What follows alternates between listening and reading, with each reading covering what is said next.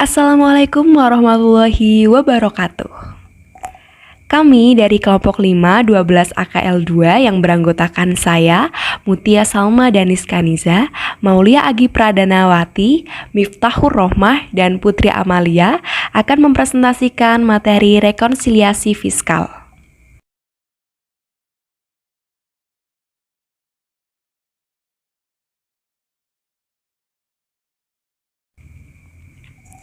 Subbab materi yang akan kami presentasikan diantaranya adalah 1.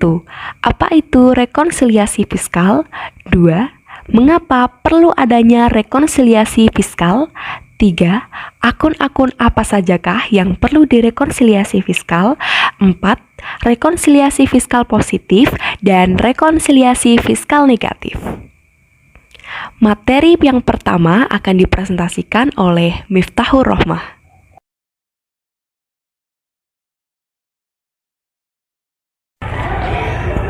Berikut pengertian rekonsiliasi fiskal. Rekonsiliasi fiskal adalah salah satu cara untuk mencocokkan beberapa perbedaan yang terdapat pada laporan keuangan komersial yang telah disusun sesuai dengan sistem akuntansi keuangan dan dengan laporan keuangan yang telah disusun sesuai dengan penyusunan sistem fiskal atau peraturan perpajakan.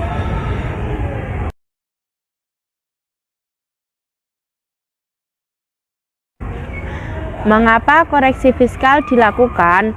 Karena laporan keuangan laba rugi perusahaan belum tentu sesuai dengan peraturan perpajakan. Oleh karena itu, perusahaan perlu melakukan rekonsiliasi fiskal untuk menghasilkan laporan keuangan agar sesuai dengan laporan perpajakan atau laporan keuangan fiskal.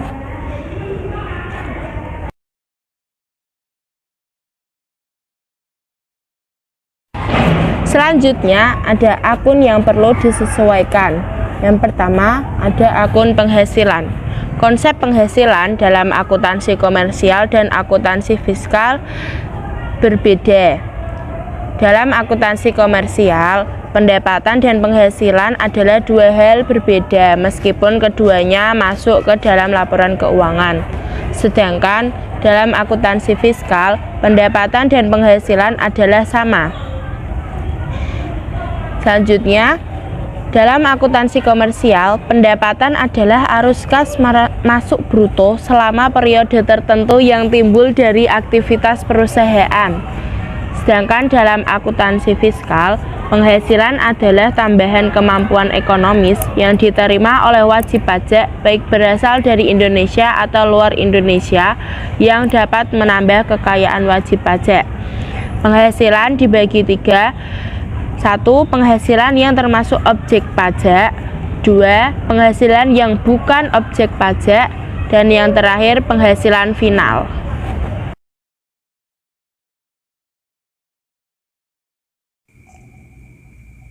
Akun yang perlu disesuaikan selanjutnya adalah akun biaya dan akun beban. Berikut adalah konsep akun biaya dan akun beban dalam akuntansi komersial dan akuntansi fiskal. Dalam akuntansi komersial, beban dan biaya adalah dua hal yang berbeda. Sedangkan dalam akuntansi fiskal tidak dibedakan antara beban dan biaya. Artinya kedua hal tersebut adalah sama. Dalam akuntansi komersial, beban adalah arus kas keluar pada suatu periode akuntansi yang menyebabkan berkurangnya aset dan kewajiban yang menyebabkan berkurangnya ekuitas. Sedangkan dalam akuntansi fiskal, beban adalah biaya untuk menagih, memperoleh, dan memelihara penghasilan atau biaya yang berhubungan langsung dengan perolehan penghasilan.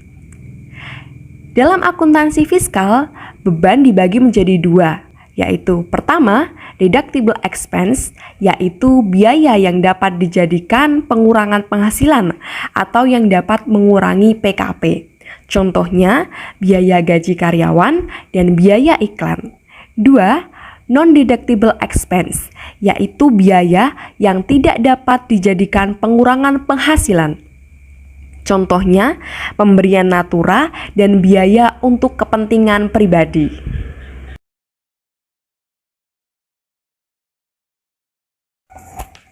Nah, akun selanjutnya yang perlu disesuaikan adalah akun persediaan. Metode perhitungan persediaan, akuntansi komersial ada beberapa metode perhitungan seperti FIFO atau first in first out, LIFO, last in first out, dan average, metode rata-rata tertimbang. Sedangkan dalam akuntansi fiskal hanya menggunakan metode FIFO dan average.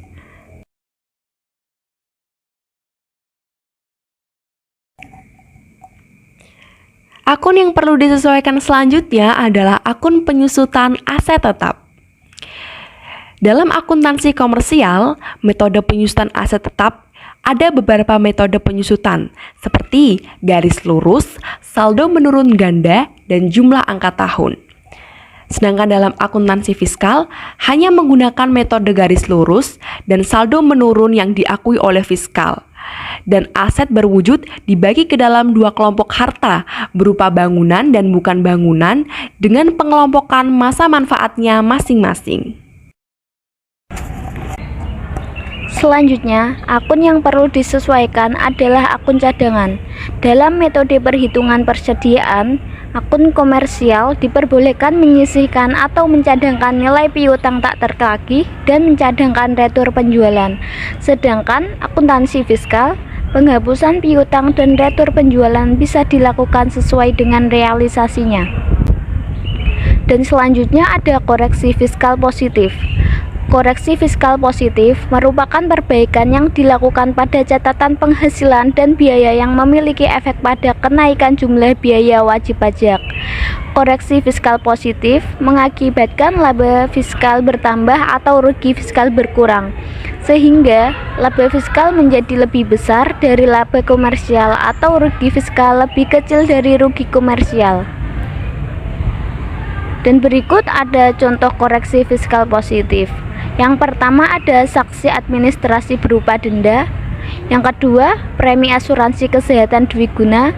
Yang ketiga, biaya untuk kepentingan pribadi wajib pajak. Yang keempat, asuransi beasiswa. Dan yang terakhir ada harta hibah dan sumbangan.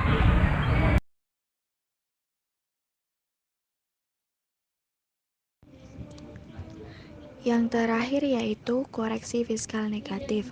Koreksi fiskal negatif adalah perbaikan yang dilakukan dan hasilnya mengurangi jumlah biaya pajak, mengakibatkan laba fiskal berkurang atau rugi fiskal bertambah, sehingga laba fiskal akan lebih kecil dari laba komersial atau rugi fiskal lebih besar dari rugi komersial.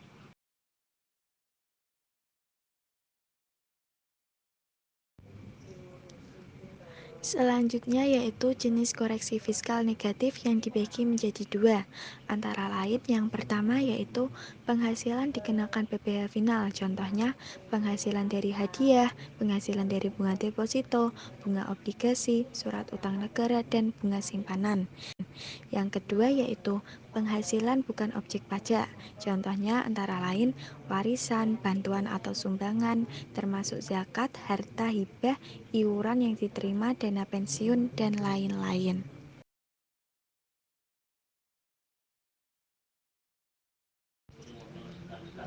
Yang terakhir yaitu contoh koreksi biaya negatif.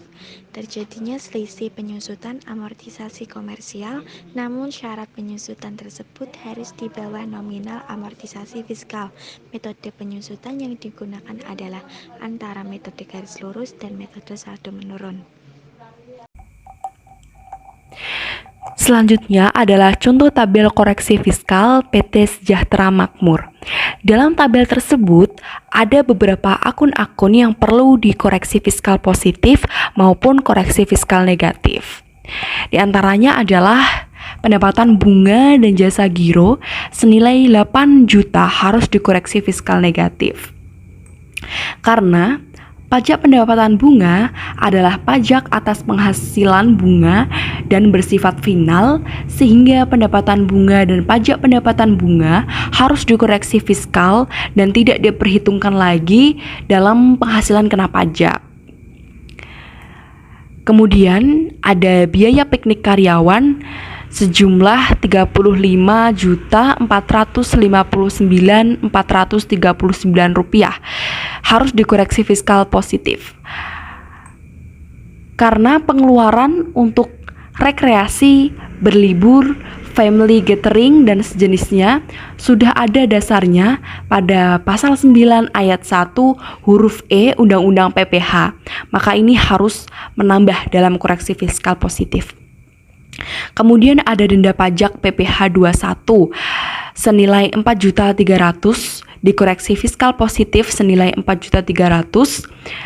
Hal ini sudah ada pada pasal 9 ayat 1 UU PPH yang berbunyi sanksi administrasi berupa bunga, denda, dan kenaikan serta sanksi pidana berupa denda yang berkenaan dengan pelaksanaan perundang-undangan di bidang perpajakan. Dengan begitu, semua sanksi yang terkait dengan perpajakan tersebut tidak boleh dikurangkan dari penghasilan bruto, baik sanksi administrasi maupun sanksi pidana. Oke, kemudian denda pajak PPN sejumlah 2 juta. Hal ini juga sama, harus dikoreksi fiskal positif. Kemudian ada biaya sumbangan rekanan senilai 5 juta dikoreksi positif. Hal ini karena pemberian sumbangan pada umumnya tidak diperkenakan menjadi pengurangan dalam menghitung penghasilan kena pajak.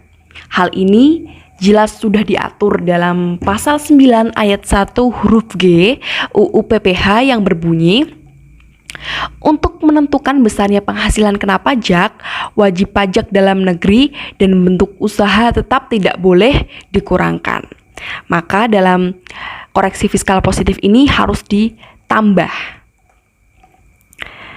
Oke, selanjutnya ada biaya pemeliharaan rumah direktur senilai 12.600.000. Ini juga dalam koreksi fiskal positif. Mengapa? Karena biaya yang dibebankan atau dikeluarkan untuk kepentingan pribadi wajib pajak atau orang yang menjadi tanggungannya, pada hakikatnya ini merupakan penggunaan penghasilan yang dilakukan oleh wajib pajak. Maka dari itu, biaya tersebut tidak boleh dikurangkan dari penghasilan bruto perusahaan. Maka di sini sudah jelas ya, ini menambah bukan mengurang. Oke, selanjutnya bunga pinjaman pribadi pemegang saham sejumlah 6 juta. Ini juga sama, koreksi fiskal positif. Karena ini untuk kepentingan pribadi ya, untuk kepentingan wajib pajak pribadi.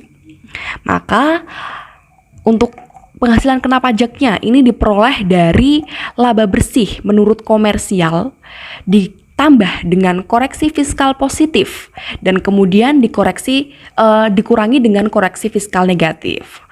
Maka diketahui penghasilan kena pajaknya sejumlah Rp2.913.6.109.000.